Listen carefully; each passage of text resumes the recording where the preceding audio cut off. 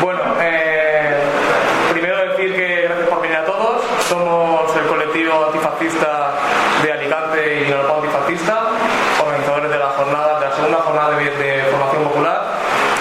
Y bueno, estas charlas van a encaminarse un poco a dar una perspectiva de conjunto de la lucha antifascista en nuestro país. Entonces, lo que hay que reclamar más conforme vamos viendo el aumento de la represión, informar a la gente, concienciarla y que se vea que la existencia de presos políticos ha sido una consecuencia de una lucha obrera y popular, y que conforme mayor sea la lucha, más presos políticos habrá y más represión habrá. Entonces la charla tiene ese contenido, mostrar una visión de conjunto y también acompañada con unas detenciones que se han producido hace meses, ¿no? Como el caso de Francesca o el caso de Aitor, dándonos cuenta de que los presos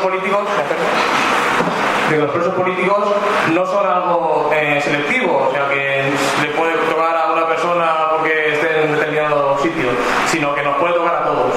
Entonces, la amnistía por los presos políticos hay que reclamarla y tiene que ser el primer punto en muchas organizaciones. Y hay que luchar por la amnistía de los presos políticos en la calle, en manifestaciones, en concentraciones, con pegatinas, con pintadas, con lo que sea, porque esos presos políticos, que sepáis que podéis ser vosotros si lucháis, es una lucha política consecuente.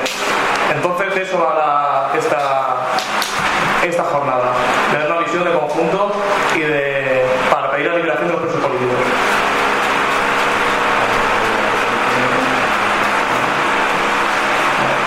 Bueno, también darle la bienvenida a Enrique Cuadra, que ha salido de prisión. Y los presos políticos, hay que pedir su liberación, pero sobre todo de los presos políticos enfermos, porque están en unas condiciones muy graves y porque el Estado lo que quiere es acabar con ellos. ¿Cómo? Pues matándolos, como ha sucedido con Isabel Aparicio por desatención médica, y como está sucediendo también con el camarada Arenas, que se está quedando ciego.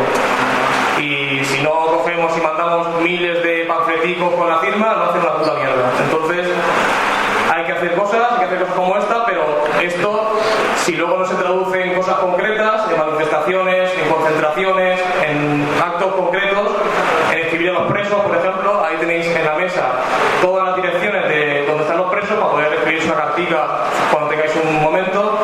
En fin, que esto no se quede aquí, porque si esto se queda aquí, muy bien, escuchamos a Carmen, escuchamos a Amadeu, a Francesca y a todo, pero ¿y qué? ¿Y los presos qué? Ahí siguen presos. Y los que vengan, ¿qué? Seguirán teniendo presos y seguirán llenándose las cárceles. Por tanto, hay que moverse por los presos. Hay que moverse por los presos y también por los presos políticos enfermos, porque si los quieren matar, tendremos que imponer la lucha popular para que no acaben con ellos. Bueno, voy a explicar un poco lo que hay por aquí montado. Tenéis la lucha para la solidaridad con los presos políticos en la mesa de allí, y con el antifascismo de Ucrania también. Tenéis también las direcciones en folios para, si podéis llevar alguno, para ver dónde están las direcciones de los presos políticos, donde podéis escribirles. Y luego también podéis comprar bonos solidarios en la entrada, o sea, en la entrada que habéis comprado, pues en el mismo sitio hay bonos para 2 euros colaborar con esta causa. Y también tenéis en el sorteo de las láminas de Manuel. Bueno, que por mi parte, y paso a hablar ahora a Antonio. Bueno, aparte, buenas tardes a todos y a todas. Se te ha olvidado mencionar, chapas también tenemos, también por la causa solidaria, y camisetas, tanto de un colectivo como del otro. Creo que eso es todo, por un lado. Entonces paso a presentar o a comentar. El primer bloque de charlas tratará sobre represión y montajes policiales, un poco con una perspectiva de actualidad, ya que son casos recientes, por parte de Francesca y Aitor Cuervo. A continuación pasaremos a la charla sobre lucha antifascista, un poco también con más recorrido, una perspectiva de continuidad en la lucha,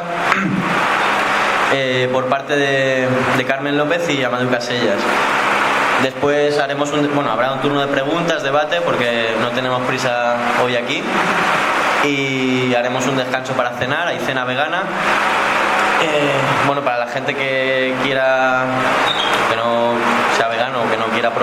también por aquí cerca, como habrá descanso, podéis acercaros por San Vicente y demás, para descansar, tomar algo, etc. Y ya para concluir, conciertos.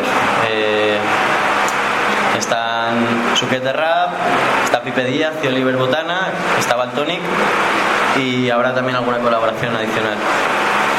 Y yo creo que nada más. Perdón por haber empezado a las 8 de la tarde, que eran las 6. Sí, ha habido unas cosillas. Ha habido una serie de contratiempos, inesperados. Las cosas se lo bien.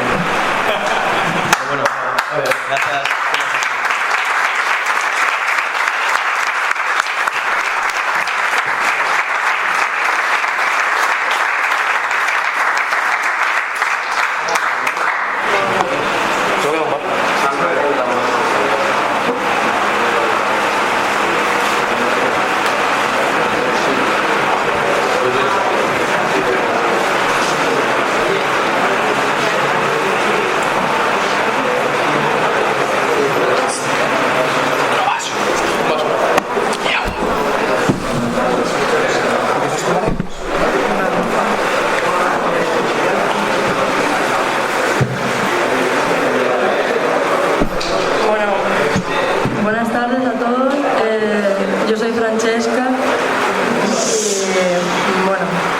agradecer a los organizadores de las jornadas el haberme invitado a participar para mostraros y denunciar el caso de represión que estoy viviendo tras la última huelga de estudiantil y bueno, por mi parte exponeros lo que pasó el día para que comprendáis qué medidas han llevado a cabo por vía policial.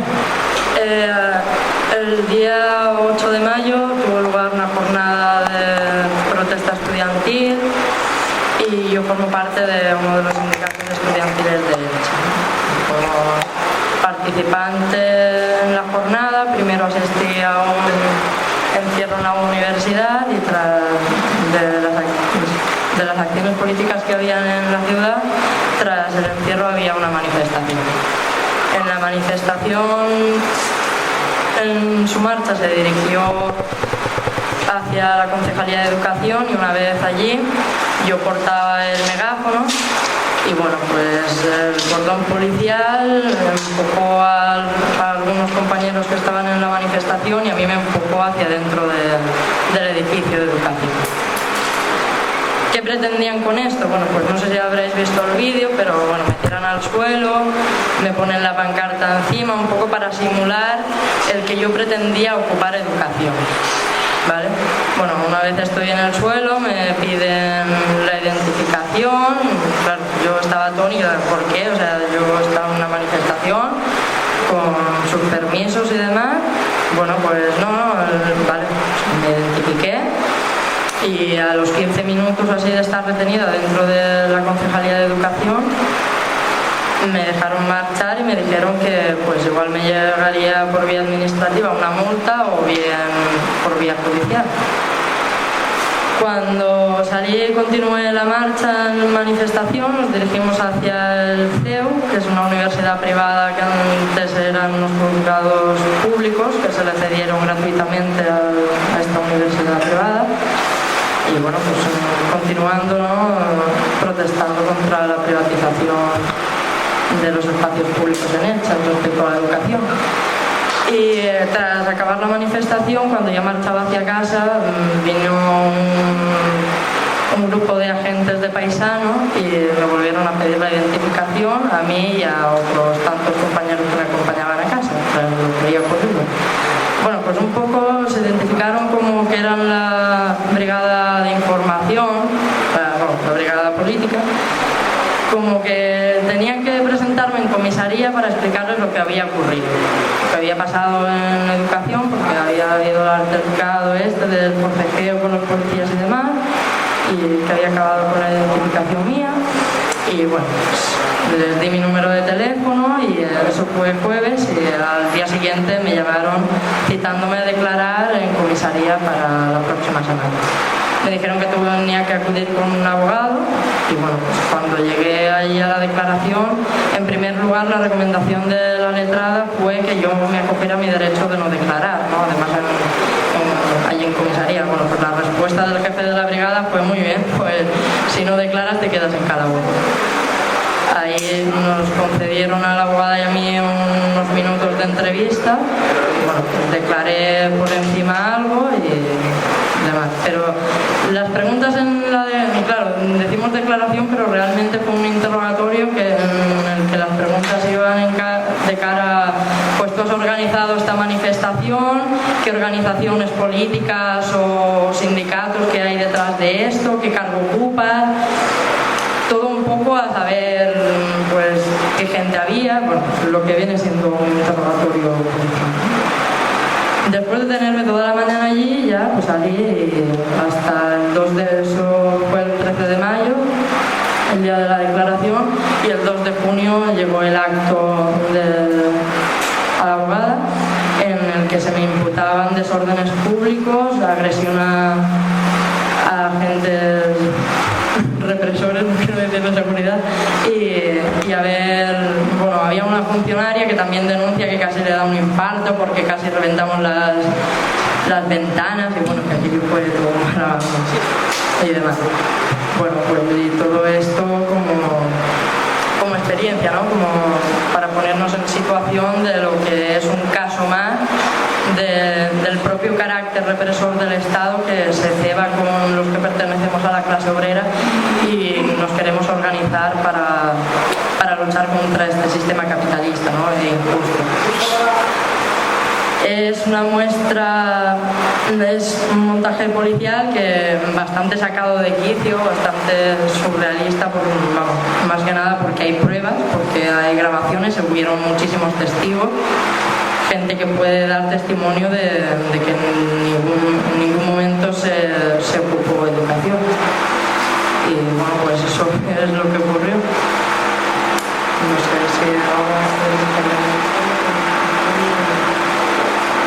Bueno, sí, lo primero, dar las gracias a Vinalopó y a la CAN antifascista por organizar estas jornadas tan plurales y tan heterogéneas. Me parece un acierto muy grande darnos voz a personas que militamos, hemos militado en diferentes organizaciones y que tenemos un nexo en común, que hemos sido reprimidos por este Estado represor y fascista. Entonces yo, más que centrarme en mi caso, ahora mismo me encuentro en libertad condicional con cargos, acusado de un presunto delito de enaltecimiento del terrorismo. Fui detenido hace 3 meses, pero más que enfocarme en mi caso en concreto, voy a comentar un poco más de la represión en particular. Entonces, creo que lo importante sería que nos formuláramos la primera pregunta: ¿qué es la represión? La represión es y ha sido el pan nuestro de cada día desde 1939, desde que los fascistas ganaron la guerra. Vivimos en un Estado fascista, a todos los efectos, no ha habido una ruptura real con el franquismo, no hubo transición ninguna, simplemente fue una transacción de poder de unas manos a otras, y entonces la represión y el miedo son las armas que ha utilizado el Estado desde 1939 para reprimir y para enfrentar a todos aquellos movimientos combativos y a todas aquellas personas que dentro de la clase obrera se han destacado por su lucha. Entonces, volviendo un poco hacia atrás, quiero recordar aquella fecha del 16 de febrero de 1936, que fue el triunfo del Frente Popular. Verdaderamente creo que a los antifascistas y a los revolucionarios es la fecha que nos representa, no el 14 de abril, sino el 16 de febrero, que fue cuando la clase trabajadora se unió, comunistas, independentistas, incluso los anarquistas, para poder presentarse las elecciones, unas elecciones democráticas dentro de la República que ganaron. Entonces, el Frente Popular fue posible a diversos motivos, pero hubo un motivo, sobre todo, por el cual fue posible el nexo de esa unión. Hay que recordar que tras la insurrección o la Revolución de Asturias de 1934, quedaron más de 30.000 presos políticos, de unas organizaciones, de otras, de todas en general. Entonces, el nexo de unión para el triunfo del Frente Popular fue precisamente la consigna de amnistía para los presos políticos. Si no hubiera sido por esa consigna y por esa lucha en favor de conquistar la libertad de los presos, el triunfo del Frente Popular no hubiera sido factible en ningún momento. Entonces, como comentaba en un principio, veo muy acertado que nos estéis dando voz a gente que hemos militamos en distintas organizaciones y que tenemos una corriente ideológica u otra. Creo que como 1936 son tiempos de unidad antifascista. Entonces, hay una frase muy buena que tiene Socorro Rojo Internacional que dice que la solidaridad es solidarizarte con quien no es tu amigo o quien no piensa como tú, porque si exclusivamente lo haces con tus amigos o con la gente que piensa como tú, no estamos hablando de solidaridad, sino de corpo da ti mismo. Entonces esto es muy importante. Corren tiempos o nos encaminamos juntos o nos van a ahorcar por separado. Vivimos unos tiempos también en que la represión se ha agudizado y ha dado un salto cuantitativo bastante grande. Como digo, la represión no ha dejado de existir desde 1939, pero hasta hace poco tiempo, relativamente, esa represión se ha focalizado exclusivamente en militantes de organizaciones revolucionarias y combativas. Podemos hablar del Movimiento de Liberación Nacional Vasco, podemos hablar de la gente del PCR, podemos hablar de la gente de los Grapo, podemos hablar de los grupos anarquistas como la COPE, a la que Amadeu perteneció, luego comentaré un poco más. Entonces, hasta el momento solo habíamos tenido una represión para esos militantes de esas organizaciones verdaderamente combativas, porque como decía antes, aquí no hubo transición ninguna, no hubo cambio de estado ninguno, es decir, el poder siguió en manos de los mismos y cambiaron un poquito para que todo siguiera igual, ¿no? Como se dijo. Pues todos los partidos de izquierdas, por así decirlo, socialistas o autoproclamados comunistas, que en 1977 aceptaron la Constitución, aceptaron la bandera rojigualda, recordemos al señor Carrillo con la puta rojigualda esa detrás, metiéndose por un plato de lentejas, pues todos esos partidos legales o circunscritos al régimen no han sufrido tampoco una represión como han sufrido las organizaciones combativas que han plantado cara al Estado fascista. Entonces, en estos tiempos que transitamos, esa represión ha crecido cuantitativa y cualitativamente. Lo estamos viendo. Este año llevamos centenares y centenares y centenares de detenciones políticas. Los 40 muchachos de SEI, los de Galicia, los anarquistas de Sabadell, el caso de Francesca, o sea, en todas las ciudades, en todos los pueblos, en todas las organizaciones, ahora nos encontramos con ese nexo en común, la represión.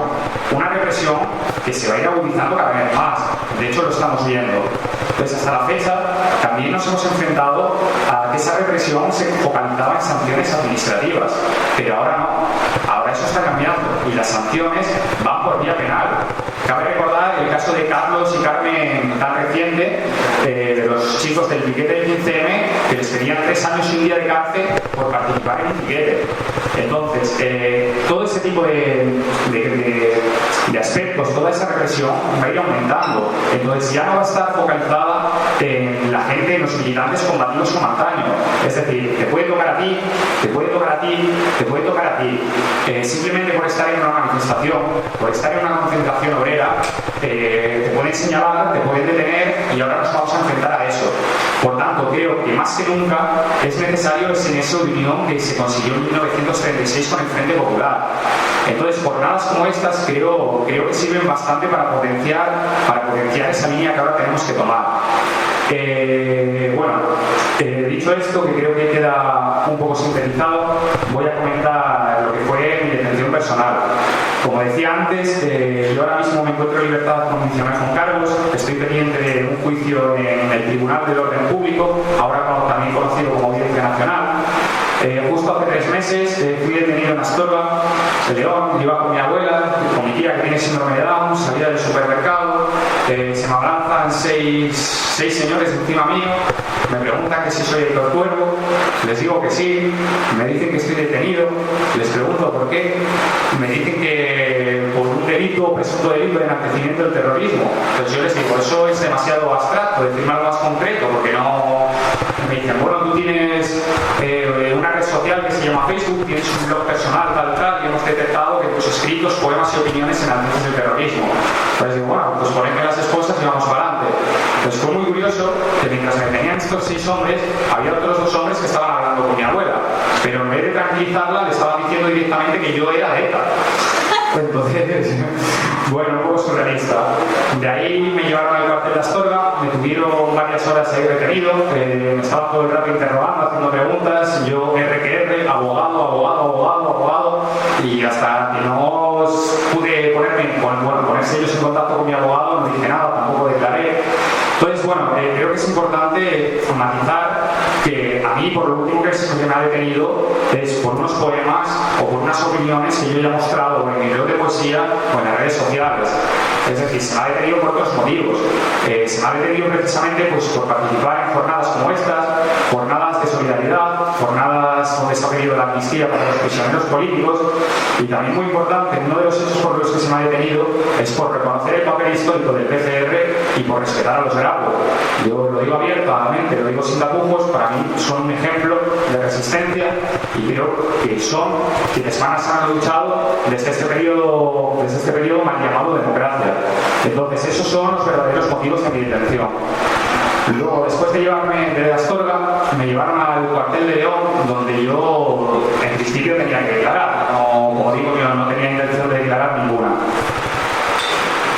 Me tuvieron varias horas metido en un calabozo, me estuvieron mintiendo, porque lo primero, tras llamar a mi abogado se encuentra en Madrid, entonces mi abogado les dijo que no iba a personarse en el cuartel de la Guardia Civil de Astorga, en León, cuando sabía que yo no iba a declarar, que eso simplemente era un trámite burocrático y que no iba a declarar.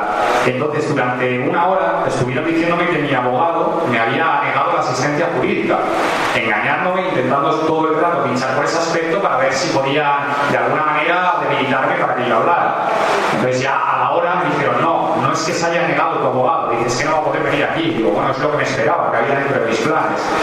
Bueno, así van pasando las horas y sobre las 5 o 6 de la tarde me meten en un cuarto, tengo ahí a 4 o 5 guardias civiles de la Brigada Antiterrorista de Madrid y me querían tomar declaración. La gente de la Coordinadora Antifascista de León, viendo que mi abogado de Madrid no podía venir, buscaron un abogado afín para que pudiera cubrirme en esos momentos, para estar conmigo. Por lo que yo tengo entendido, se pusieron en contacto con la Guardia Civil y fue denegada esa visita. Por tanto, me tuvo que asistir una abogada de oficio. Es muy gracioso, yo entro allí, me siento, está la abogada y lo primero que le veo es en la mano izquierda una pulsera con la banderita de España, la roja igual, claro.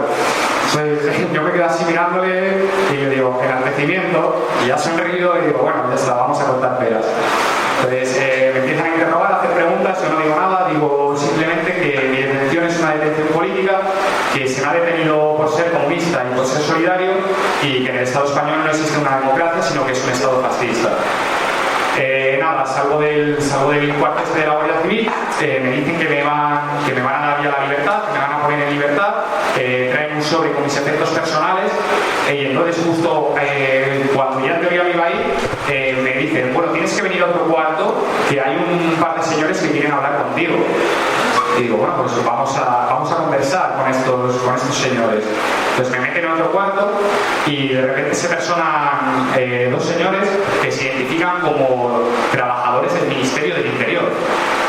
Entonces digo, bueno, vamos a capear el asunto, a ver de qué van estos tiros. Se sientan a mi lado de una manera muy cortés, muy alegre, ¿qué tal, me intentan dar la mano, se la quito, digo, a ver. Entonces me dicen que desde hace bastante tiempo querían concertar un encuentro conmigo porque tenían cosas de las que hablar conmigo. Y yo me quedo flipando y digo, ¿y esto? Y bueno, entonces me empiezan a decir que ellos lo que quieren es entablar una relación orgánica conmigo, de amistad, lo definen ellos. O sea, yo cada vez que pasaba el tiempo iba flipando más en colores. Y entonces insistían en eso, en que querían tener una relación conmigo de amistad, poder quedar de vez en cuando para tomar un café, que les interesaban mucho las opiniones que yo les pudiera dar. Ya me empezaron a sacar temas un poco más concretos y más focalizados por donde iba el asunto. Entonces me empiezan a hacer preguntas sobre los presos políticos, me empiezan a hacer preguntas sobre mi abogado, yo en ningún momento contesto, digo que me siento muy violento y que me quiero ir de ahí, que no que no soy ningún chivato, que no soy ningún chota y que me dejaran salir yo de ahí. Entonces salgo, me vuelven a dar el sobrecito con los efectos y en teoría iba a salir ya en el momento. Lo bonito del asunto es que la coordinadora antifascista de León tuvo una capacidad de reacción bastante rápida y en poquitas horas que me detuvieron consiguieron realizar una manifestación, una concentración frente al cuartelillo de la Guardia Civil donde estaba detenido. Habría unas 60-70 personas con pancartas de amnistía a presos políticos, libertad a presos políticos. Entonces eso estuvo muy bien, porque imaginad a los señores del Ministerio de Interior, a toda la brigada antiterrorista que había venido a detenerme, pues encontrarse con esa reacción organizada pero tan espontánea, ¿no? A ver. Entonces yo creo que ese fue el motivo por el que me retuvieron más. Me tuvieron retenido hasta la 1:30 de la mañana, cuando a las 6 de la tarde iba a salir. Lo gracioso del asunto, porque verdaderamente ahora que lo pienso veo que hay muchas cosas que son graciosas. Entonces, cada media hora que estaba yo ahí en el calabozo detenido, me venía uno de los tíos del Ministerio de Interior a insistir en que quería tener ese lazo de avisar conmigo, poder quedar para tomarse un café y que le interesaban mis opiniones.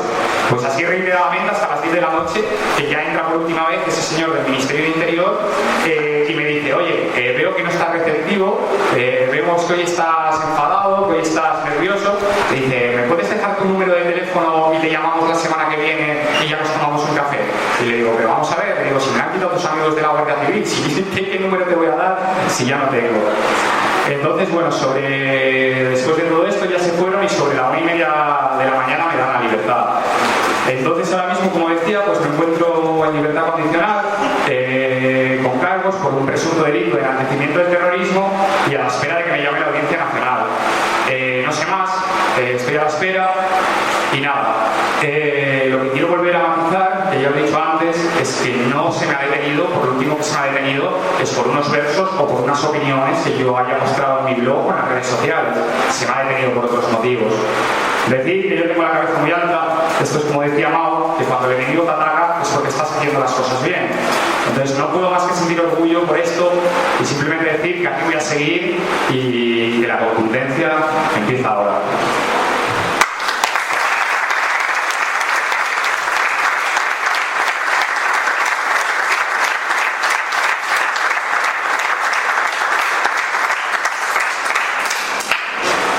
Y bueno, gracias de nuevo a Vinalopó Antifascista, a la Cana Antifascista y sobre todo gracias a todos vosotros por venir aquí.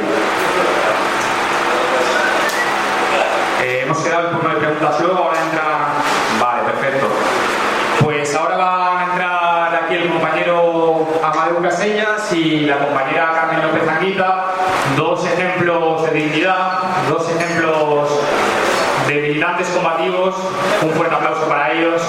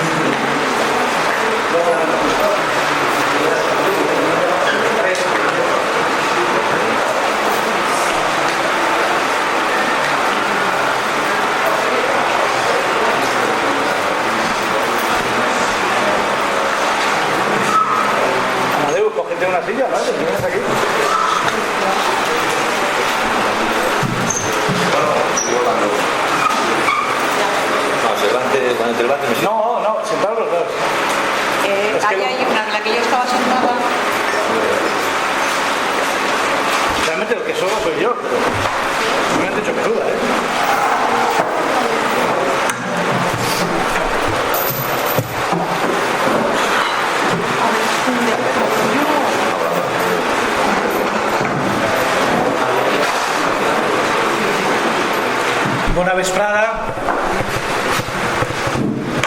Buenas tardes. Valencià, castellà, com ho fem? Aquí tenim un catalanoparlant Amadeu, y aquí tenemos una compañía de Madrid, Carmen. Castellano. Normalment al final s'imposa la llengua més hegemònica. Mira, para mí presentar son dos historias y dos trayectorias que en sí mismas constituyen todo un paradigma de lo que ha significado la historia en el Estado español desde la muerte de Franco hasta ahora, con todas sus secuelas y con toda la continuidad represiva que ha existido. Ellos lo van a explicar mucho mejor que yo. Hay un elemento en común en los dos. Los dos son detenidos en 1979. Motivos y razones distintas, los dos son detenidos en 1979. En un momento en que en el Estado español nos están contando, los que ya tenemos algunos años, a vosotros ahora os lo contarán como historia, nosotros lo vivimos entonces como presente. Os contaban que había muerto Franco y que por tanto había un proceso donde un partido que había sido antes la Falange, el movimiento, se transformó en Unión de Centro Democrático y posteriormente con ese mismo proceso se hizo una constitución bajo el peso de las botas militares donde dijeron cuáles eran los límites de dónde y no se podían llegar. Hubo una izquierda que, ansiosa de tocar poder, se plegó completamente a esa operación política que se llamó transición y otros llamamos transacción, y hubo hombres y mujeres que se opusieron y por ello pagaron un altísimo precio. Carmen es detenida en 79 por oponerse a ese maquillaje del franquismo que se llamó Constitución Española y Transición y pasó 20 años en prisión hasta el 99. Poco tiempo estuvo en libertad. En 2002, en noviembre del 2002, fue nuevamente detenida. Esta vez no fue acusada de ninguna acción armada, de ninguna acción que subvirtiera violentamente el orden constitucional, sino por su militancia política en una organización que fue declarada ilegal meses después. Se le aplicó la ilegalidad retroactivamente. Pasó 9 años más en prisión. Por tanto, nos encontramos aquí en esta democracia juancarlista, en esta democracia borbónica, en esta democracia que tantos y tantos admitieron como el máximo al que podían llegar las clases trabajadoras y los pueblos del Estado español. Carmen pasó 30 años en prisión. Ha pasado 30 años en prisión. Su testimonio, por tanto, político es de primer orden en cuanto a la ruptura con la gran mentira que se nos ha vendido de la transición. Hoy hundida. Su maquillaje ha quedado hundido y muchos oportunistas se suman al carro de la denuncia de lo que no hicieron en 1976, 77, 78, 79. Es más, colaboraron en su consolidación. Amadeu también es una historia de resistencia en las prisiones de la llamada democracia desde el año 79, con muchas vicisitudes, fugas, represiones, cambios. Él lo cuenta mejor que nadie, lo cuenta además perfectamente en su libro. Son dos historias que parten todas el 79, vienen de antes, pero que yo creo que en común tienen este 1979, donde llevaban un año la Constitución monárquica, pero donde no había cambiado absolutamente nada con respecto al fascismo, porque posiblemente en 2014 tengamos que decir que no han cambiado tantas cosas con respecto al fascismo, que sigue siendo la forma de dominación política de la burguesía en el Estado español. Ellos lo van a contar mucho mejor que yo vengo aquí solo a decir sandeces, que es la función de los abogados. Empezamos.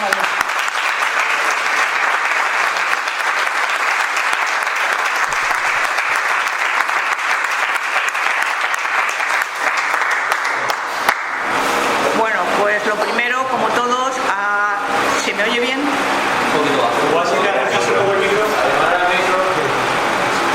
Bueno, ahora,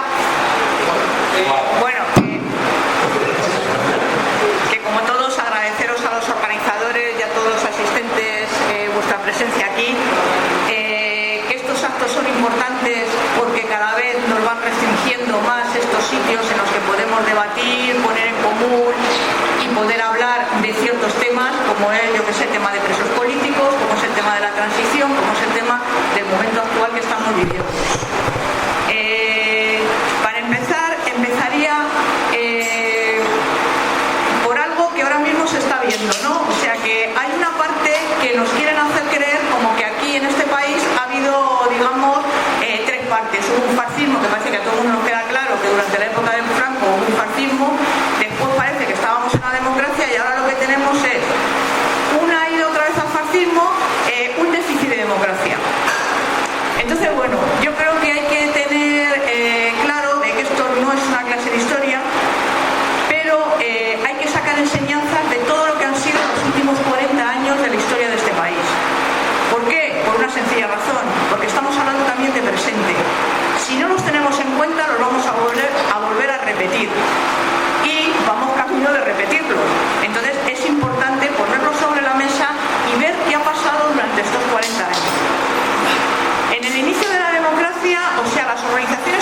continuaron la lucha. No continuaron nada nuevo, simplemente siguieron haciendo lo que hacían durante la época de Franco, o sea, ni más ni menos, que era luchar. A partir de este momento, ahí se nos dice que hay una democracia y, o sea, la cuestión principal es ¿dónde está esa democracia? Teníamos un ejército fascista, se aceptó el ejército fascista, no hubo ni siquiera una depuración. Teníamos una policía, teníamos una guardia civil, teníamos unos torturadores, pasaron todos en pleno. Teníamos un tribunal de orden público, que bueno, vosotros no lo conoceréis, pero era el que se encargaba de la represión política, y en cuestión de 2 meses, 3 meses, se reconvirtió con los mismos jueces, los mismos fiscales y el mismo edificio en Audiencia Nacional. Y se pasó a ser el encargado de la represión política. Hay otro aspecto importante, que es que durante este periodo en ningún momento se tocó el aparato económico, o sea, eso era imposible. Con este panorama, ¿qué es lo que hay? O sea, era más de lo mismo. El único cambio, que entraron una serie de partidos que fueron los que legitimaron, digamos, este nuevo periodo. Estamos hablando de partidos de todos conocidos que tuvieron una participación directa en este cambio. Estamos hablando del PC, estamos hablando de toda una serie de partidos que se llamaban comunistas y que se entraron a colaborar con el régimen. Estos partidos lo que le dieron fue una coartada esencial al sistema. Lo primero, no hubo ninguna negociación. Cuando hablan de que hubo una negociación, no hubo ninguna negociación. La oligarquía española les presentó una tabla. La tabla decía: aceptáis al ejército como garante de la unidad de España, aceptáis la unidad de España, aceptáis la bandera fascista, aceptáis la monarquía fascista, y aceptáis todo lo que teníamos. O sea, a nuestros torturadores, a nuestra Guardia Civil, no hay depuración, no se va a pedir ningún tipo de responsabilidad, vais a dejar a vuestros muertos en las cunetas, y todo un largo etcétera. Y entraron a cambio, digamos, de participar en el gran circo que nos iban a montar. Pero sí cumplieron un papel esencial, y creo que esto hay que tenerlo en cuenta. Fueron ellos los que consiguieron un punto esencial: convertir a los asesinos, a los que habían enterrado a miles de antifascistas en las cunetas, a los que habían reprimido a miles, los convirtieron en las víctimas.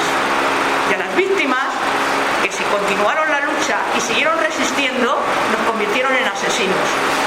Y este papel no se hubiera podido hacer sin la participación de todos sus partidos, porque fueron ellos los que participaron en la campaña mediática, que fue una de las campañas mediáticas y represivas más bestiales que se han llevado en este país, hasta lavar el cerebro a gran parte de la población. O sea, cuando ahora se habla de represión, cuando se habla de los casos que se han expuesto aquí, esto no es nada nuevo. La gente que ha resistido durante todos estos años ha sabido lo que había y ha sido reprimida, y todas las leyes ya estaban en ese periodo. Ya estaban en ese periodo, o sea, no estamos hablando de nada nuevo. O sea, que parece que ahora se está hablando hasta de casos que después, eso trataremos después, de que hay detenidos de piquetes y dicen los primeros presos políticos de la democracia.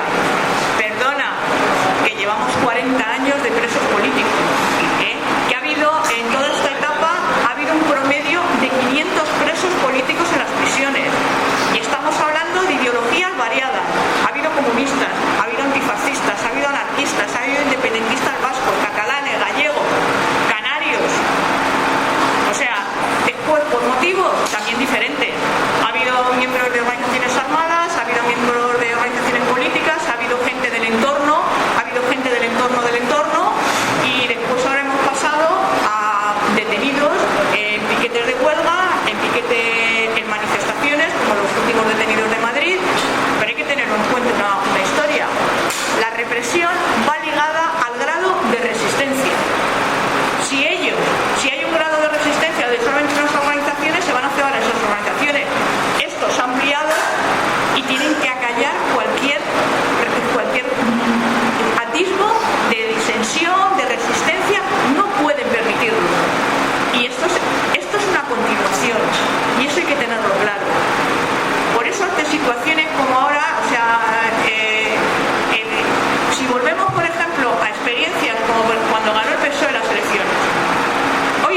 mundo claro que el PSOE es un partido de la oligarquía, que es un partido del sistema capitalista, vale, todo eso está claro. Cuando ganaron las elecciones, crearon una serie de ilusiones realmente impresionantes. Había que vivirlo y había que estar allí para saber lo que eso creó. ¿Qué es la cuestión? Había mucha gente que realmente se lo creía porque, joder, es que es muy fácil decir, a ver, con un voto vamos a cambiar esto, van a dejar de torturar, no vamos a entrar en la OTAN, no, es que es muy fácil y te gusta creértelo. Pero el problema es que, ¿qué pasó con el PSOE? El PSOE estaba para cumplir todo un plan y el plan era reconversión industrial, que la llevaron a cabo, con miles de obreros en la calle. Y de aquí yo creo que también porque fueron un ejemplo de resistencia, miles de obreros con sus familias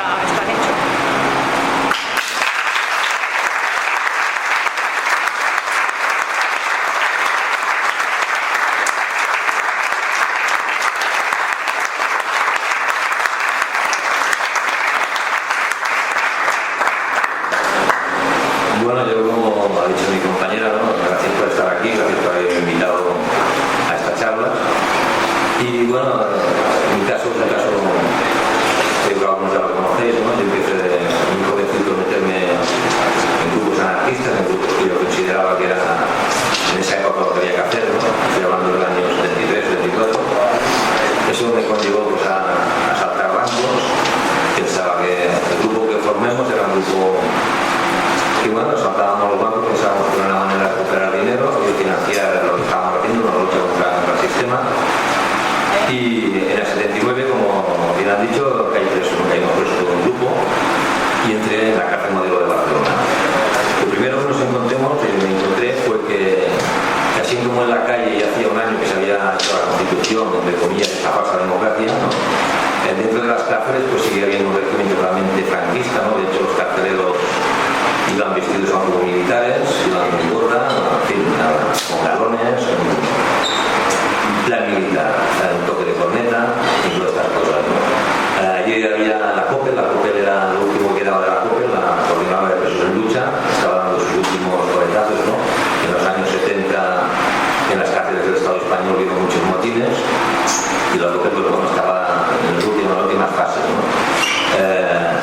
Yo cuando entré en prisión en el 79, una de las cosas que planteamos algunos anarquistas y gente que pensábamos que tenía que haber otro método de lucha, dijimos que quizá los motines no nos daban la razón, ¿no? Un motín, cuando estalla un motín en una cárcel, durante unas horas o un día o lo que dura el motín, los presos nos adueñamos de la cárcel y tenemos el control de ella, pero no pasa de ahí, ¿no? Posteriormente a un motín, ¿qué pasa? Que los carceleros, las instituciones penitenciarias, lo que hace en varios días, ¿no? Teniendo los medios oficiales a su disposición, dicen que, bueno, que la gente que estamos en prisión somos salvajes y que entonces las medidas represoras son necesarias y lo que hay que hacer es alimentarlas para que caigan más. El primer planteamiento que hicimos un poco serio fue que queríamos cambiar el Código Penal. El Código Penal que teníamos en el año 79, 80, 81 era de 1973, o sea, era un código totalmente franquista, ¿no? Y planteamos pues, bueno, que para que eso cambiara, hacer una huelga de hambre colectiva. También queríamos cambiar un poquito la ley de enjuiciamiento criminal. En ese tiempo había unos artículos que son los que se siguen aplicando hoy en día, ¿no? El artículo 503 y 504, que permiten acusar a una persona de un delito, meterla en prisión preventiva en espera de juicio. En esa época esos artículos podían tener en prisión un tiempo ilimitado, ¿no? Podía estar 1 año, 2 años, 3 años, 4 años, con el resultado que si el día del juicio salías absuelto, habías estado en prisión pues X tiempo y no te servía para nada. Decidimos hacer otro tipo de lucha y el día 1 de septiembre de 1982 iniciamos en la cárcel modelo de Barcelona una huelga de hambre en la que participamos 1.800 presos, pidiendo la reforma del Código Penal y pidiendo la reforma de la ley de enjuiciamiento criminal y la derogación de la ley de vagos y maleantes, ¿no? Que aún existía en esa época. En esa huelga pues, se han añadido cárceles de todo el Estado español, ¿no? Puerto de Santa María, Carabanchel, Herrera, en varias cárceles de todo el Estado, ¿no? Y vinieron a hablar con nosotros diferentes grupos políticos, ¿no? Desde el PSOE, Alianza Popular, UCD, en fin. Por decirlo de alguna manera fina, ¿no? Gentuza de los partidos políticos. Llegaron al compromiso de que, según las encuestas y según todas las estadísticas, el Partido Socialista Obrero Español iba a ganar las elecciones por mayoría absoluta. Y ellos se comprometieron a darnos esta reforma que pedíamos, ¿no? Entonces, el 28 de octubre de ese mismo año, ¿no? Del 82, Felipe González ganó por mayoría absoluta las elecciones y en la primavera del 83 se dio la reforma del Código Penal y la reforma de los artículos 503 y 504 de la ley de enjuiciamiento criminal. Eso supuso la excarcelación de miles de presos y supuso que las penas de gente que estaba condenada, ¿no? Con el Código de 1973 por delitos contra la propiedad, tráfico de drogas, etcétera, ¿no? Salieran en libertad, porque bajaron de 12 a 6 años.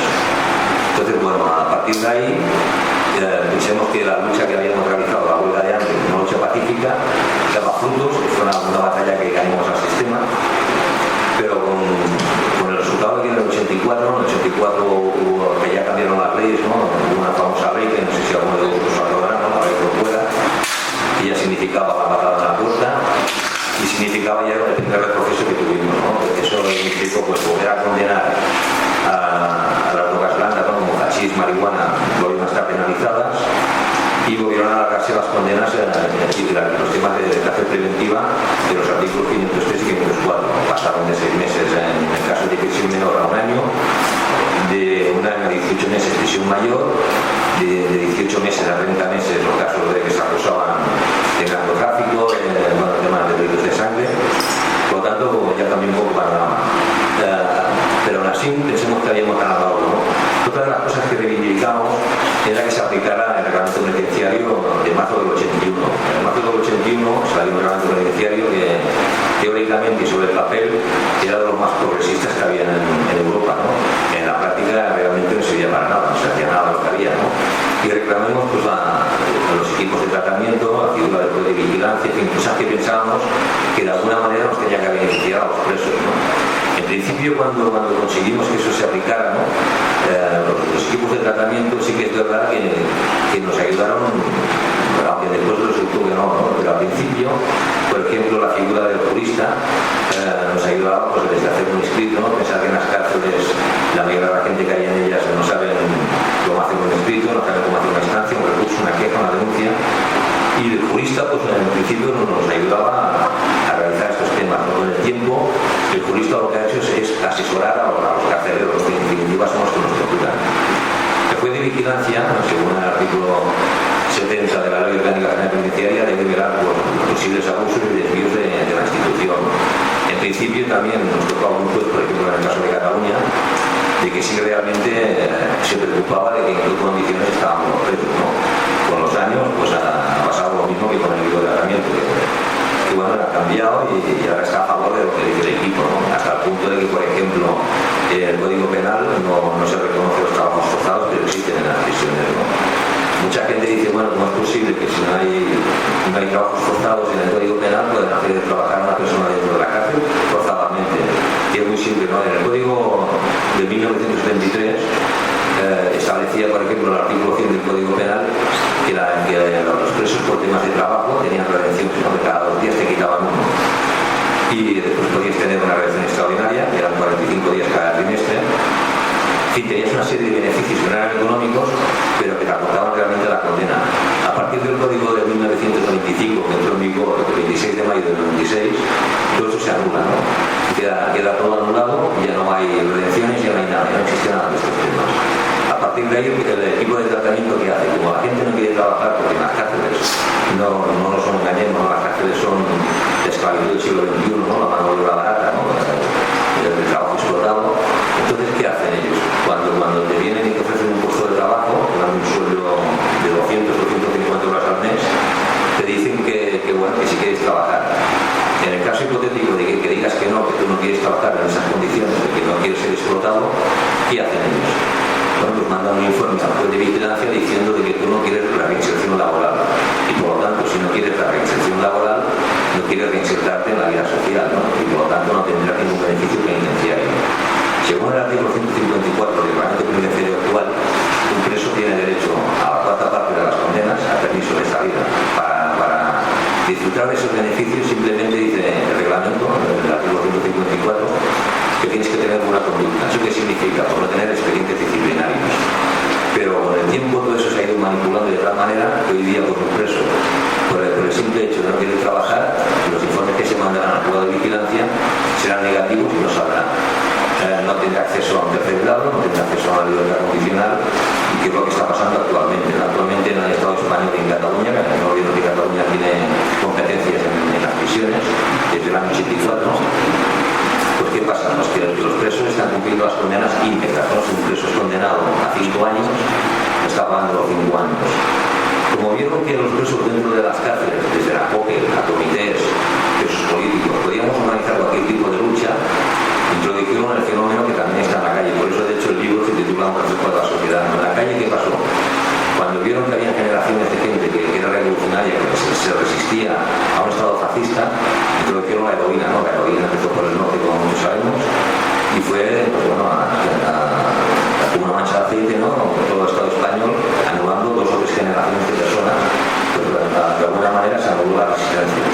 Entonces en las cárceles sucedió lo mismo. En las cárceles introdujeron la metadona, ¿no? La metadona, como algunos de vosotros sabéis, era una droga, una química que servía para deshabituar a las personas enganchadas a la heroína.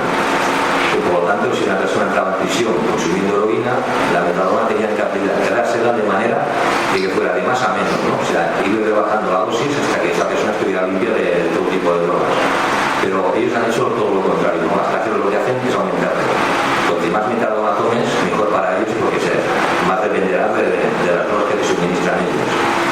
Pero con eso no es suficiente, ¿no? Las drogas en las cárceles corren a raudales, pero no las drogas ilegales, como siempre dicen ellos. Las drogas legales. Las drogas legales van desde la metadona, solíticos, en fin, todo tipo de drogas de este tipo, ¿no? Tranquimacines, Transiliums, Valiums. Antiguamente había una droga que llamaban Lagartil, que era psiquiátrica, y esa droga, pues bueno, la gente de la cárcel al final la llegó a conocer y no la consumía porque sabían los efectos del Lagartil, ¿no? Hoy son más modernos y le llaman Seroquén. Está Seroquén 100, 200, 300, 400. Entonces, esas drogas que hacen anulan a la persona. Entonces, en las cárceles lo que interesa es que un patio esté dormido. Un patio dormido es un carcelero descansado. Y lo que se introducen son drogas. Sí que es verdad que en las cárceles hay drogas ilegales, ¿no? Pero son una minoría. Pensar que en una cárcel, por ejemplo, no sé, en la cárcel de la Madera de la Zona, en un patio, hay 700 presos. La droga que puede entrar un preso no llegará ni a 4, ¿no? ¿Cómo pueden tener ese patio drogado? Con drogas legales. Las drogas legales las ofrecen en cualquier momento, ¿no? En las cárceles se habla mucho de los suicidios, ¿no? Los medios oficiales dicen que la gente se suicida en las cárceles, ¿no? Yo en todas las charlas que he ido dando y bueno, en el libro pues puso directamente al Estado español de ser el inductor de estos suicidios, ¿no? Cuando muere un preso por sobredosis en las cárceles no son de drogas ilegales, esos son los casos mínimos. Cuando muere un preso en las cárceles del Estado español muere inducido por las drogas legales que le suministra la propia cárcel, ¿no? Si a un preso tú le das metadona y le das ansiolíticos y le das medicamentos psiquiátricos, está saturado de medicamentos. Si esa persona, por los motivos que sean, tiene una noticia de que un familiar la ha dejado, un juicio, cualquier cosa, y deja de ingerir alimentos, al suministrarle la misma cantidad de droga, se produce esa sobredosis. Por lo tanto, ¿quién es el responsable de esta sobredosis? El responsable de esta sobredosis es el Estado fascista español. En el tema de los suicidios sucede lo mismo, ¿no?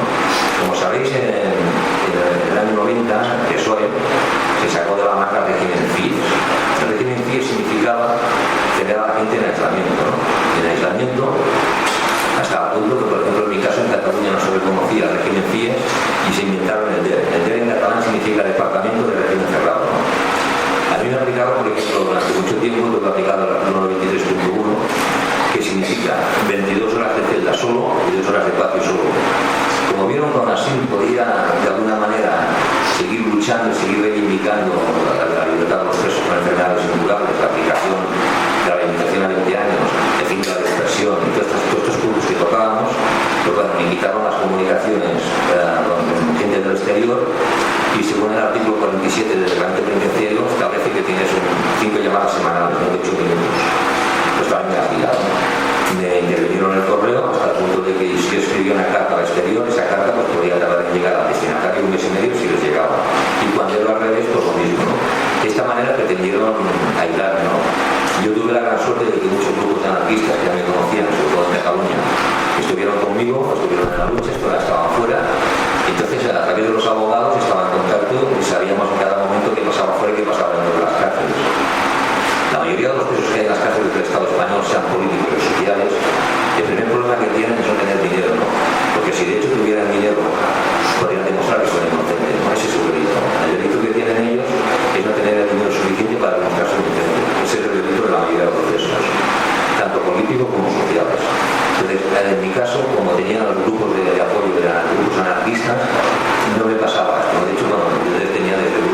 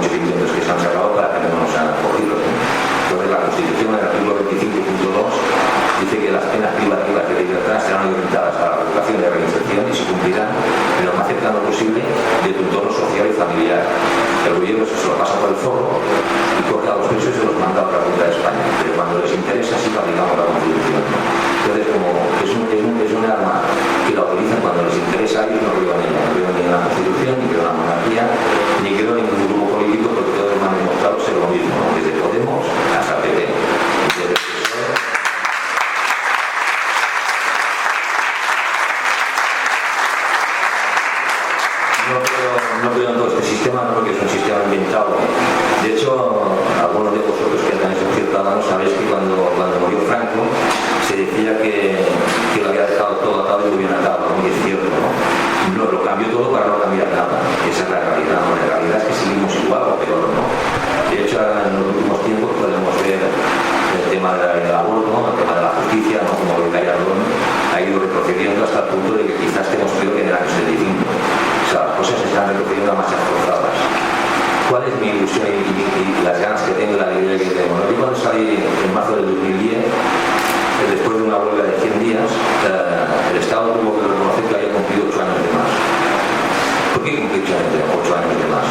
Bueno, pues que según ellos, según la Montserrat Tura, que era la consejera de Justicia en Cataluña, del Partido Socialista Catalán, le echó la culpa a mis abogados, ¿no?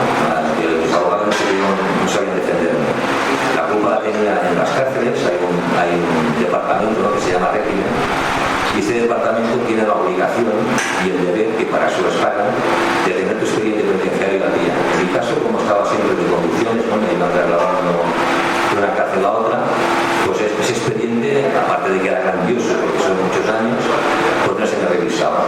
Cuando yo ya vi que me sobraban, lo mirara como no lo mirara, a través de los consejos de un amigo muy querido para mí, de los Grapo, me aconsejó cómo hacer una huelga de hambre larga, mira, ya no una huelga de hambre de 20 ni 30 días. Y bueno, se hizo un eslogan, ¿no?, a través de los grupos anarquistas, de libertad o muerte, ¿no? Este miembro del Grapo, era Miguel Rotón, ¿no?, Francisco Rotón, el que me mandó una especie de librillo, ¿no?, librillo de las huelgas, que realmente pues, me ayudó muchísimo a mí, a compañeros de libro. En ese libro explicamos cómo se puede hacer una huelga y salir medianamente bien, aunque siempre te quedarán secuelas, ¿no?, como es en el caso de muchísimos de los miembros de los casos, que perdieron algunos la vida, algunos quedaron en silla de ruedas, otros siguen tomando medicación para el corazón. Bueno, pues ese librillo a mí me sirvió, ese manual, por decirlo de alguna manera, de cómo hacer una huelga de hambre y que yo no tuviera las secuelas que les quedaron a ellos, ¿no? Entonces empecé una huelga de hambre en la que entré en coma, a partir de los 80 días empecé a entrar en coma. Según los médicos del hospital de Tarrasa decían que las secuelas eran irreversibles en el tema de las piernas y de la vista. Por suerte no fue así, ¿no? Más bien quizás lo que querían es que rompiera la huelga. El caso es que a los 100 días se llegó al compromiso político de lo que yo quería, ¿no?, que era una revisión de condena. Simplemente, ¿no?, que se me revisaran las condenas. Con el resultado de que, bueno, tras dejar la huelga de hambre, se hizo esta revisión, ¿no?, y tuvieron que escarcelarme inmediatamente, ¿no?, con el resultado de que había cumplido 8 años de más. ¿De quién es la culpa de que haya pagado 8 años de más de cárcel? El sistema. El sistema es brutal, es una bestia que lo logra todo, ¿no? Pero mi alegría es que cuando voy a marchar a nuestras charlas así, veo gente pues, de diferentes edades, pero veo mucha gente pues, con 20, 18, 21 años, y pienso que todo lo que se ha hecho, como ha dicho antes mi compañera, ¿no?, lo que se está haciendo vale la pena, ¿no?, porque sigue habiendo un grupo de resistencia, eso es importantísimo. Es muy importante que la resistencia siga y que se tiene que seguir, ¿no? Pensar que si no hubieran grupos de resistencia probablemente hoy día iríamos con un chip incorporado, ¿no?, ya no podríamos ni movernos ni podríamos hacer nada. Entonces es muy importante, ¿no? En algunas de las charlas que he ido, incluso me han llegado a decir, sobre todo en grupos anarquistas, ¿no?, me han dicho, bueno, es que nosotros somos 2 o 3, ¿no? Una acción directa no hace falta ni 2, ni 3, ni 20, ni 30. Evidentemente que si somos más mejor, ¿no? Pero una acción directa la puede hacer cualquier persona en cualquier momento cuando ella decida, no necesita nada más, simplemente ganas de hacerlo. Entonces yo lo que pienso, y por eso me gusta ir a estas charlas, es seguir animando a la gente de que la asistencia es importante, de que las acciones son importantes, todo tipo de acción vale, y bueno, a partir de ahí creo que como ha dicho mi compañera, ¿no?, mejor que preguntéis directamente vosotros y iremos contestando sobre la marcha.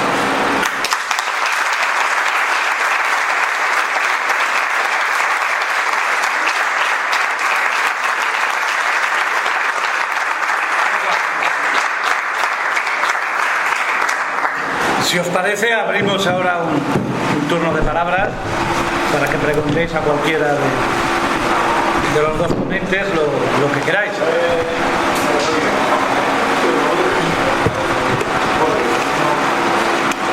A mí me gustaría, tampoco es una pregunta, pero es un poco añadir a lo que ha dicho Carmen, que ha hecho un pacto de denuncia a la socialdemocracia y a su papel durante la llamada transacción.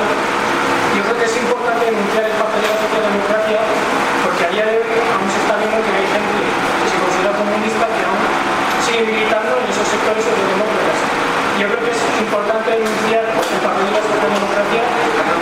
porque sin ella el régimen no hubiera llegado a donde ha llegado a día de hoy, a este momento. Y es que, como decía Gabriela, yo creo que si hay una columna principal es que ha mantenido al régimen ha sido la de la socialdemocracia, y en este caso la del PSOE, que la gente, sabiendo lo que era el PP, votaba al PSOE pensando que iba a ser la cara amable y una alternativa, y se mostró que era lo contrario, y eso es lo que en parte ha conseguido que el régimen haya sobrevivido. Y también lo digo porque yo soy de Euskal Herria, hay mucha gente que glorifica a la izquierda abertzale y a mí también. Y siempre les digo que al final no es lo que ellos piensan que es, ¿no? Que es al final también constituye el mismo papel que constituye la socialdemocracia en el Estado español, solo que a las condiciones de Euskal Herria. Se está viendo con Bildu, que se ha bajado los pantalones, o con la izquierda abertzale, que lleva constituida desde hace más de 20 años. Y lo digo porque, repito, porque hay mucha gente en el Estado español, también a raíz de las últimas elecciones europeas, mucha gente que se considera comunista, incluso marxista, que votaba a Bildu, y me parece algo que me capeaba. Bueno, a ver, es que tú te has contestado ya. No es una pregunta, es una señal. Y también quiero añadirle a eso pues, el papel de Podemos hoy en día, ¿no? Que la oligarquía española, viendo que el PSOE está completamente degenerado, ha tirado Podemos, que es un producto televisivo. Es un producto televisivo porque si ha llegado a donde es, no es porque ha trabajado, es porque la tele le ha dado audiencia en programas de prime time, entre otros. Entonces era simplemente intervenir en eso porque es algo que me desgracia que haya mucha gente que tergiversando a personajes históricos como Lenin militan en organizaciones y colectivos como los socialdemócratas y que son partidarios de la perpetuación del Estado fascista español. Es que yo creo que esa lo que tú estás planteando ahora mismo es, digamos, la base del debate. Yo creo que eso hay que tenerlo muy claro. Y hay que tener muy claro lo que ha pasado, que en una parte ha sido el PSOE, pero sin olvidar que ha habido todo el PC, que en su momento venía con toda una trayectoria histórica, que también ha hecho posible esto. Porque cuando hemos estado hablando de la existencia de 500 presos políticos, ha habido torturas, ha habido asesinatos, y todas estas organizaciones no es que lo hayan omitido, sino que han colaborado en esa represión. Y eso hay que tenerlo en cuenta. Que ahora quieren sumarse al carro, ¿vale? Si aquí cuanto más seamos mejor, pero habla de todo lo que ha sido durante este periodo y hace una rectificación, pero no hay esa rectificación. Nosotros, por ejemplo, estuvimos en la manifestación de Madrid, en la Puerta del Sol, cuando la famosa abdicación, y en primer plano estaba Cayo Laro con una bandera republicana, cuando ellos en su momento aceptaron la bandera fascista, pero ahora como está de moda la republicana, pues ahora sacamos la republicana. Entonces, con todas esas cosas hay que tenerlas muy claras, porque si no, esto se va a volver a repetir. Digamos, crear esas ilusiones, porque siempre es más fácil pensar que vamos a poder cambiar algo en casa y metiendo una papeleta. Es que, claro, eso es lo sencillo. Yo creo que también el término subieron al carro de ese rollo. Yo no creo que se subiera al carro. Yo creo que el régimen necesitaba del papel de la socialdemocracia para de alguna manera sobrevivir, para poder plantar, poder mostrar una cara más humana o más personal. Sí, ahí, pero yo cuando me refiero al carro me refiero, por ejemplo, a todas estas movilizaciones que está viendo ahora, cómo te los encuentras encabezándolas todas porque la gente empieza a moverse y son capaces, por ejemplo, en Madrid han ocurrido cosas tan curiosas como las juventudes del PC pidiendo la libertad de los presos políticos. O sea, es que llevamos 40 años sin que la habéis pedido. Entonces, quiero decir que todos estamos y vale, que cuanto más seamos mejor, pero esos son actos de oportunismo. Como ahora está de moda, pues ahora sí, porque esto vamos a estar ahí en primera. Incluso no solo pidiendo los presos, sino también denunciando lo que fue la transición, ¿no? Sabiendo quiénes fueron en aquel momento los que hacían transición, desenmascarando a los que en aquellos momentos iban de generacionistas contra los demás. Y luego a lo que ha dicho Amadeu sobre la droga, que bueno, en nuestra alegría es donde más se notó lo que el efecto de la heroína en los barrios obreros, porque yo conozco cuadrillas enteras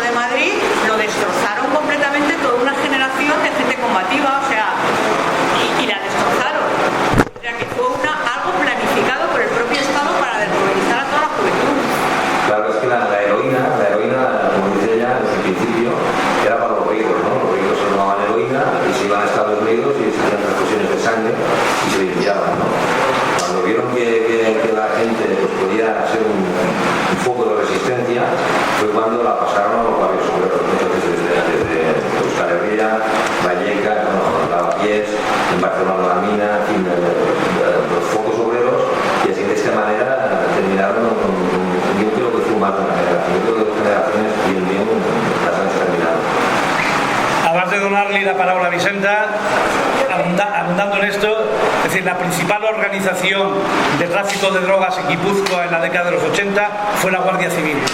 Su teniente coronel Galindo, ascendido a general por el PSOE, tiene dicho en un sumario que él entró heroína en Guipúzcoa, aparte de para beneficiarse económicamente, que al final los patriotas son igual de ladrones, es decir, para castigar a la juventud vasca por su apoyo militar. Eso está dicho en un sumario, está dicho en el informe del fiscal Navajas. Es decir, la principal organización de tráfico de drogas en Guipúzcoa también lo fue en Vallecas. En Vallecas era la policía, no la Guardia Civil. Fue la Guardia Civil. Vicenta. Yo quería preguntar a Carmen, de pensar que cuanto más seamos mejor hasta cierto punto, porque si somos muchos, creo yo que se va a dispersar. Si somos muchos, cabe el problema de que llegamos a ser como por ejemplo, el presidente Amiga, como Podemos, como otras muchas grandes organizaciones que en un principio tienen un buen principio, pero al final se queda en nada.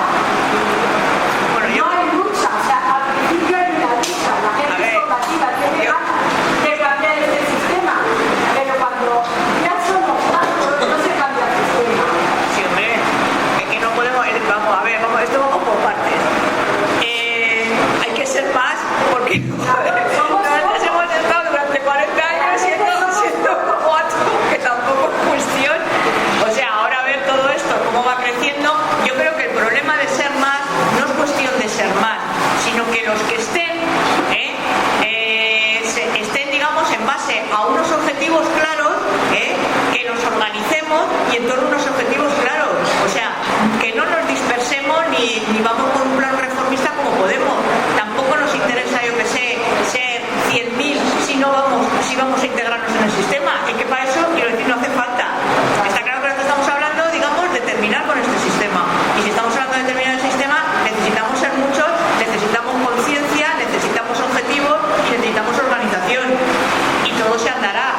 De todas formas, los que llevamos aquí, y ahí tú coincidirás conmigo, que los que llevamos en esta historia desde la época de Franco, ver ahora todo esto, realmente ha habido un cambio y un cambio grande.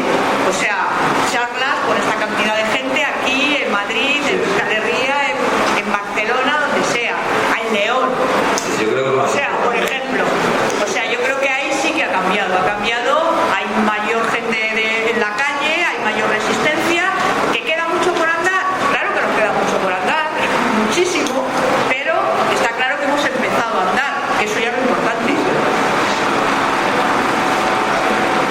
¿Alguno más?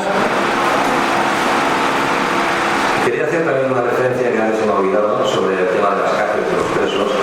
Mucha gente, yo lo he visto por ejemplo en Sevilla pasó esto, ¿no? Que se ha tomado hoy aquí en una charla, se hacía un taller de escribir a presos, ¿no? O sea, la gente coge, como hoy estoy aquí, que hay direcciones, y la gente dice, bueno, pues hoy tengo un buen día, voy a escribir a los presos. Y le mandan por 7 o 8 cartas. Entonces el preso cuando la recibe cree que está teniendo un apoyo y muchas veces estas personas que desde fuera no lo hacen con mala fe, pero sí que lo hacen, que se escriben ese día porque es el taller de ese día, la actividad de ese día, escribir esa carta y después se olvidan de él, ¿no? Pensar que en las cárceles, cuando un preso recibe correspondencia y gente de fuera se anima, y igual pues se mete en berenjenales que si no te hubiera esas cartas no lo haría. Pero que hay que ser conscientes de que cuando se escribe a un preso, si se empieza a escribir a un preso y se empieza a dar apoyo, tiene que ser hasta el final. Lo que no puede ser es que, como está de moda y hacer un taller de cartas, vamos a escribir a 10 presos, ¿no? Y mañana, como ya no está de moda, los dejamos. Porque después el sistema represor carcelario es fuertísimo y esos presos que quizá han empezado con un tipo de lucha, las consecuencias que pueden tener pueden ser drásticas, dramáticas y muy perversas. Entonces, antes se me ha olvidado decirlo, creo que es importante que la gente sepa que cuando se escriba a un preso, mejor no escribirle. Si es para escribirle porque ese día está de moda o es un taller, mejor no escribirle. Y si se le empieza a escribir, que tiene que tener las personas que lo hagan, que tiene que ser hasta el final. Porque si esa persona dentro de la cárcel empieza una lucha, empieza con un tipo de actividad contra el sistema y se le deja después de dar apoyo, las consecuencias para él pueden ser devastadoras.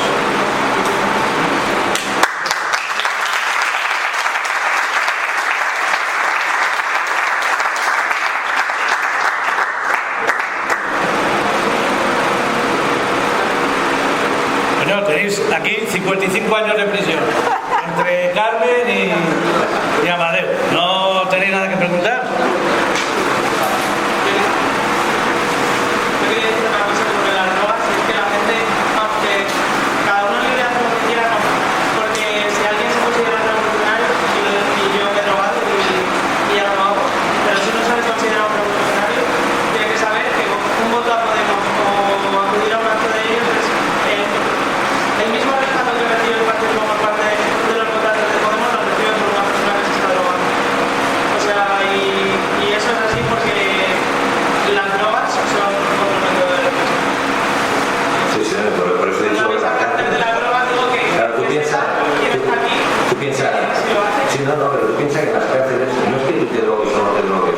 Sino que te lo ofrecen. O sea, en la cárcel cuando entra una persona, entra el periodo, ¿no? El ingreso, fuera de los jóvenes de drogas, antes han dicho que lo ponen en el País Vasco para que haya los respuestos que estaba teniendo el apoyo a él así. Yo pienso que las drogas siempre han estado aquí, los romanos se drogaban. O sea, se droga quien quiere. Hay drogas y drogas, sí. Claro, pero yo me refiero que el sistema penitenciario se utiliza para callar a las personas. Entonces, ¿qué hace? Cuando entra una persona dentro de la cárcel, pasa un módulo que es ingresos, periodo, y en periodo viene el equipo médico y te ofrece la droga, ¿no? Te ofrece la metadona. ¿Por qué te ofrece la metadona? Porque te dice, bueno, si tú no tienes problemas con las drogas, puedes tener la tentación en el patio que te ofrezcan drogas ilegales. En cambio, si consumes drogas legales, te las facilitamos nosotros gratis y tenemos un control sobre ti y podemos controlarlo, ¿no? Mucha gente no cae en eso, pero mucha gente cae, gente que entra en prisión, como hoy día sabemos que hoy día entran en prisión con una multa, con un delito de alcoholemia, en fin, todo es delito. O sea, estamos en una democracia que todo está penalizado, desde cualquiera puede entrar en prisión.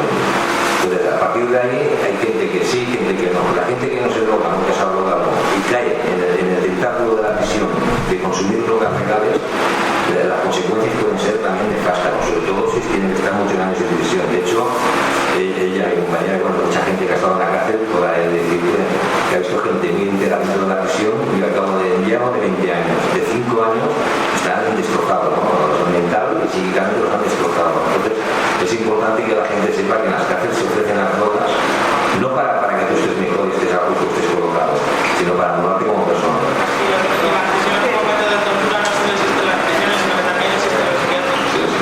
No, pero yo creo que añadiría más, porque él lo que ha planteado de las cárceles, yo creo que han sido los centros de experimentación y ahora se lo están aplicando a la gente. Va alguien y dice que estoy un poco nervioso y va al médico y le mete unos antidepresivos, uno para que funcionen por el día, otro para que vuelvan por la noche. Y eso es algo premeditado, o sea, que va encaminado a anular a la persona. O sea, y eso viene de todo lo que llevan ensayando desde hace 40 años en prisiones, ¿eh?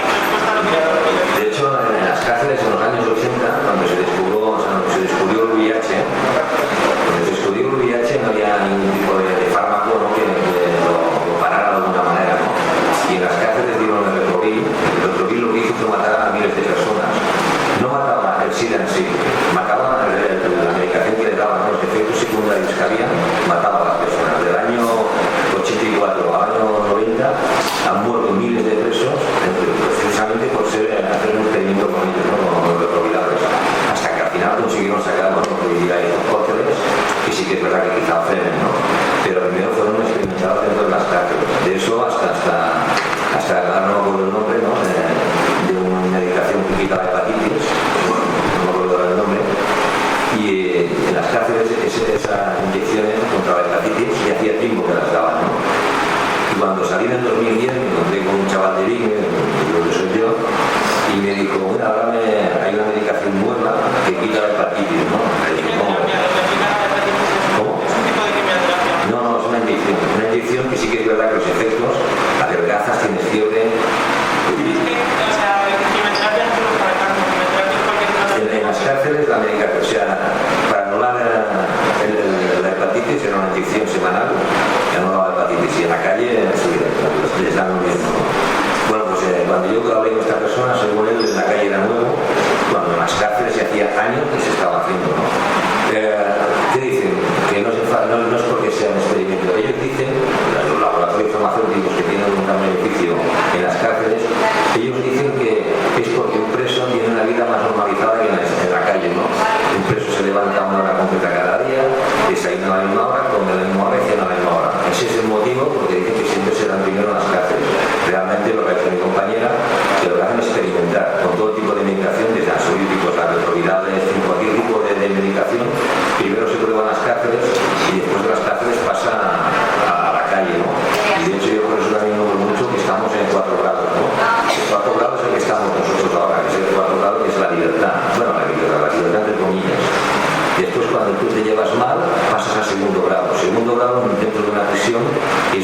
ordinario en un patio, ¿no? O sea, sales al patio y estás con los demás presos. Ahí estás en una situación más directa, te observan y si tú lo llevas bien, consigues un tercer grado. ¿Qué quiere decir? Pues que saldrás los fines de semana y incluso podrás tener el artículo 86, la sección abierta, trabajar cada día en el exterior. Pero si lo llevas mal, te aplicaremos el primer grado. Irás a un régimen de aislamiento, ¿no? Entonces, tenemos que ser consecuentes de que en la vida real nosotros estamos en el cuarto grado. Y de hecho, en cualquier momento el sistema nos puede regresar al segundo grado y en fin, empezar a través del proceso. Julián,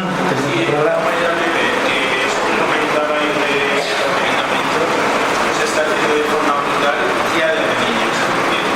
Yo soy docente y en los colegios institutos, cuando a un niño le diagnostican, no se diagnostican, el chaval es nervioso, se mueve, es hiperactivo, dale eso, y tienes al chaval no puede dormir, e incluso de menos edad, yo soy de secundaria, pero no soy de secundaria, atiborrados a pastillas, o sea, atiborrados a droga legal, pero atiborrados a la compañía de instituto, pero o sea que eso de lo que puede dar drogas es algo que se hace en la carretera desde que son niños para tenerlos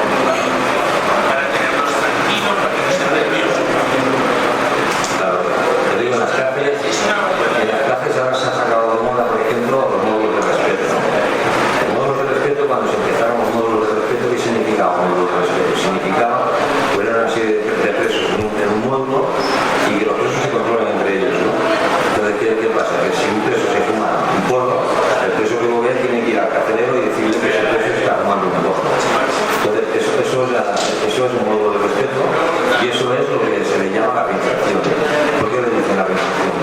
Porque ellos te sacan el equipo, los equipos de tratamiento, dicen, por ejemplo, en la calle, cuando una persona ve a otro cometer un delito, ¿no? Por ejemplo, que se está robando un coche, si eres una persona normal, normalizada, como dicen ellos, llamarás a la policía y dirás, mira, aquí están robando un coche. Es una persona normalizada, según ellos. Y en la cárcel, si tú eres un preso que quieres ser reinsertado y normalizado, pues te ponen un módulo de respeto que puntúa. Entonces, bueno, si eres una persona que te quiere reinsertar, tienes que quitar el trabajo a los carceleros, chivándote de tus compañeros. Como eso, por desgracia, funciona este sistema, se está implantando desde casi todas las cárceles ya hay módulos de este tipo. ¿Y qué pasa? Que los carceleros, ¿no? Que realmente no han durado en su vida en la espalda para nada, tienen más tiempo para jugar con el ordenador, leer el periódico que le corresponde a los presos y jugar al ajedrez. Desde el trabajo de los carceleros se lo están haciendo los presos, que es liquidarse unos a otros, que es lo que pretenden en la calle, lo mismo. De hecho, por eso el libro que tengo en un escrito final se llama Reflejo de la Sociedad, ¿no? Porque la cárcel no deja de ser un reflejo de la sociedad.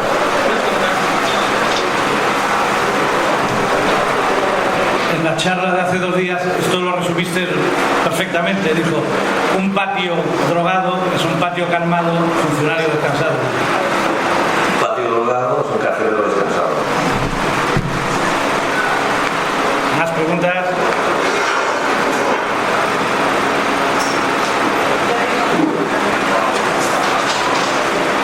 ¿Cómo consigue uno salir medianamente cuerdo después de haber pasado lo que habéis pasado vosotros? Ya no solamente de cárcel, sino de hambre, de cárcel, ese código de la vida. ¿Cómo conseguís estar enteros y seguir cabales y no perder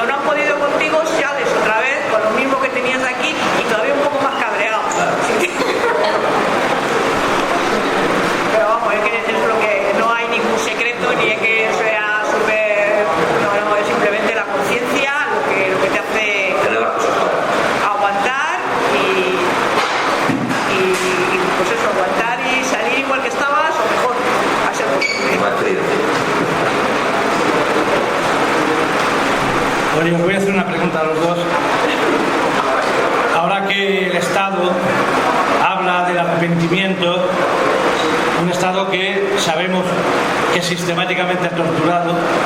¿Qué experiencia tenéis vosotros, personal, o que habéis conocido en estos años de prisiones, sobre la práctica sistemática de la tortura por la policía, la Guardia Civil y los funcionarios de prisión?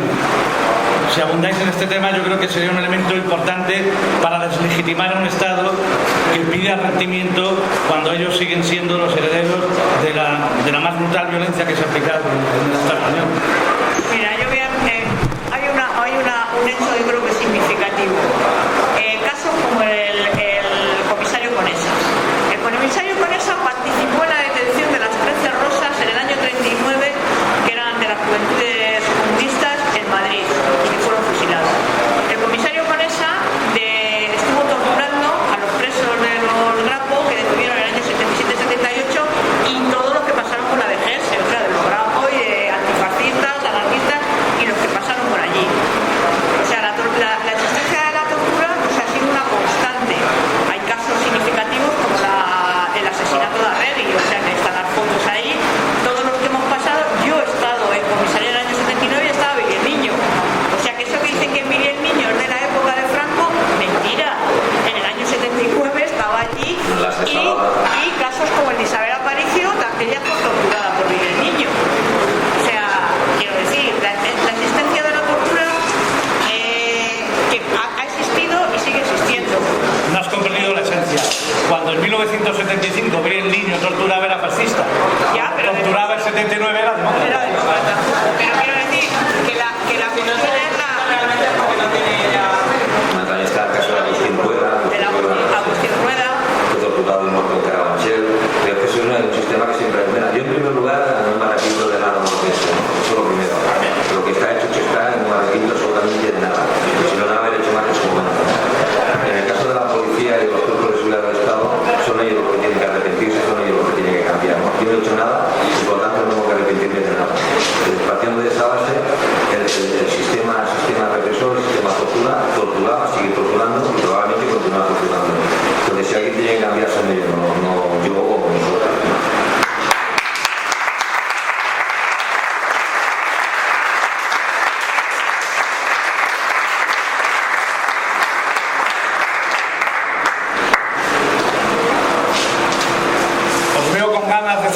De cena vegana ya, ¿no? Pocas ganas os veo de prolongar el debate. Eso que ha dicho la compañera. La compañera no era la comisaria, la comisaria con esa.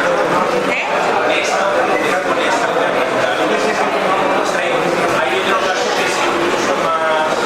Bueno, yo no leía el caso de Ballesteros. De Ballesteros.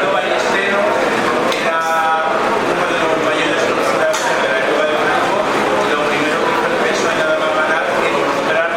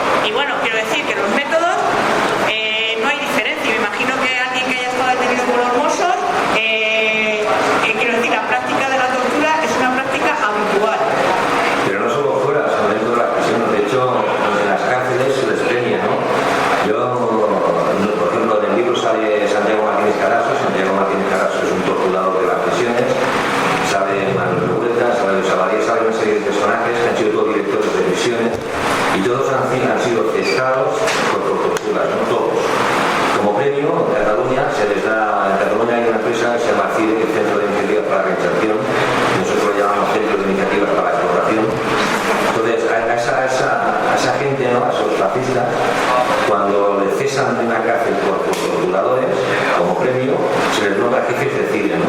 Entonces pasan de prisión a CIRE, cobrando más y teniendo más margen de maniobra, ¿no? Lo mismo que en la calle pues se les da puestos de comisario a la policía, o a la Guardia Civil, o a alguien se les nombra general, y en las cárceles se les nombra jefes de talleres, jefes de CIRE, en fin, para que puedan seguir ganando más dinero y explotando a los que están. O sea que los torturadores estaban en los años 70, en los 80, en los 90, en los 2000 y siguen estando. Si habéis leído el libro de Memorias Antifascistas de Francisco Benito, cuenta que él fue detenido en el 76, creo, 77. Luego vuelve a ser detenido después de la fuga del 81. Y entonces los mismos policías que lo habían torturado en el 77 lo llevan a la misma sala donde había sido torturado y le presentan la barra donde lo colgaban. Dicen, ¿ves? Es tu vieja amiga la barra. Dice, pero ahora es la barra democrática. Esa fue la diferencia del fascismo al fascismo, que la barra ahora era la barra democrática. Es decir, que la habían legitimado con la operación de legitimación a la que contribuyeron la dirigencia política del PSOE y del PC. Sí, en las cárceles sucedió lo mismo. En las cárceles en el año 79, 80, 81, los carceleros iban vestidos de uniforme militar, ¿no?, con cola de plato, de verde, en fin. El jefe de servicio llevaba un rombo, su director llevaba dos y el director 3 rombos, ¿no?, en plan militar.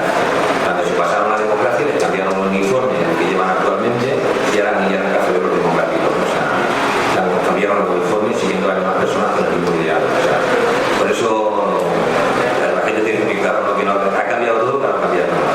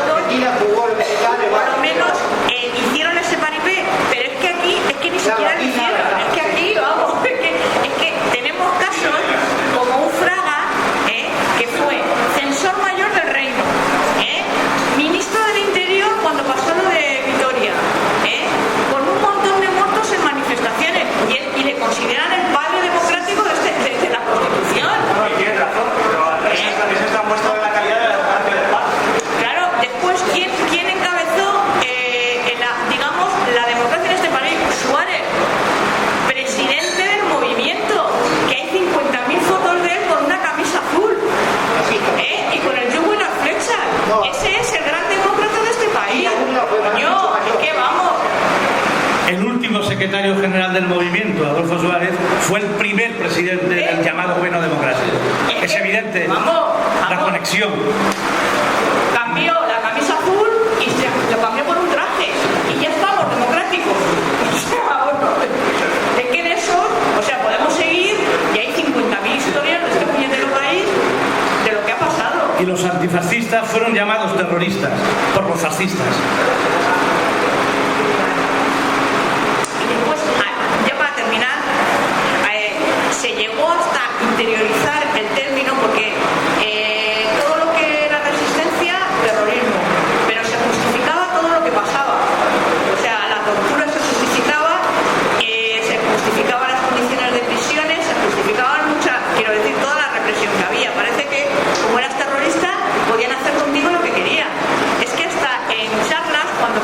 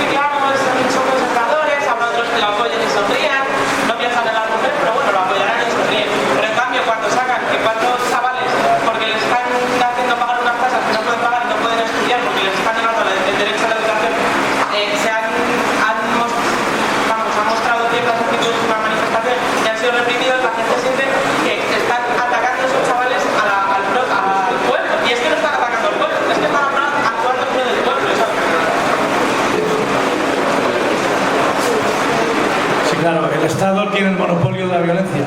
Así lo dicen sus teóricos. Y llama terrorista a todo el que le disputa el monopolio de la violencia. Y aunque apliquen un método ilegal de represión sobre ti, si ellos quieren, de un segundo a otro, ese método va a ser legal. Es una violencia legal. Yo quería decir algo relacionado con lo que ha dicho Julián, y además es que se permite, lo que acabáis de decir vosotros, se permite marcar el terreno de lo que es posible. Entonces yo creo que nos falta creer en nuestras propias puertas y creer que por mucho que digan algo, por mucho que digan que algo es ilegal, no es que tenemos todo el derecho de hacerlo, y el día que de verdad nos creamos eso, y el día que empezamos el miedo cambiará. Y es que nos falta creernos a nosotros que es que lo decía Balmón en las jornadas de la amnistía en Madrid, es que encima nos quieren hacer sentir mal y culpables por hacer lo que tenemos que hacer. Y eso que no tenemos que dejar de conseguir, que encima ellos marcan el terreno de lo que es posible. Bueno, yo creo que si algo hemos aprendido hoy es que los límites no los puede poner nunca el enemigo. Yo creo que Carmen, creo que Amadeu son dos claros ejemplos personales y colectivos de que los límites no los va a poner el enemigo y de a dónde debemos llegar. Yo veo que esto se está acabando. Hay que cenar. Agradeceros a todos, a casi todos, vuestra presencia hoy aquí, excepto al miembro de la Guardia Civil que ha filmado este acto, que lo ha grabado. A él no le agradecemos su presencia, todos los demás agradecidos vuestra presencia.